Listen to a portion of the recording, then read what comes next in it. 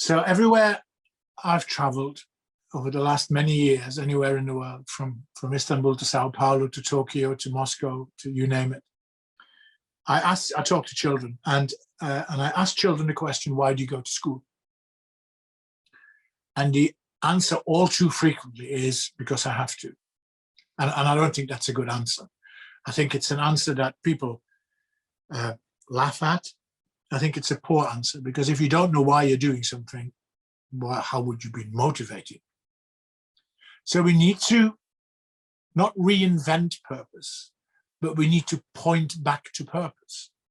You do this for a reason. Yeah? And the reason is not, I want to be rich, I want to be Cristiano Ronaldo, I want to drive this car.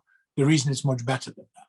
The reason is who you are going to be. So I think the first thing we should do is stop asking children what they want to do when they grow up, because the answer is really easy. I want to be a footballer, I want to be an actress, I want to be a YouTuber. The question should be, who do you want to be when you grow up? Because that then becomes about principles and values. Because if I say my granddad, I'd have to explain to you why I give that answer. So the thinking processes and the emotional processes are much better.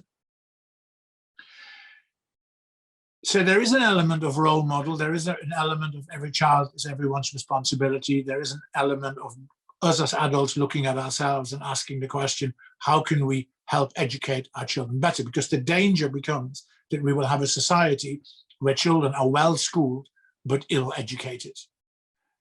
And then what are schools? Under the system of examination and inspection and testing and testing and testing, schools are places where a government decides what children should be taught. Teachers teach the children what the government wants them to be taught. We call it a national curriculum.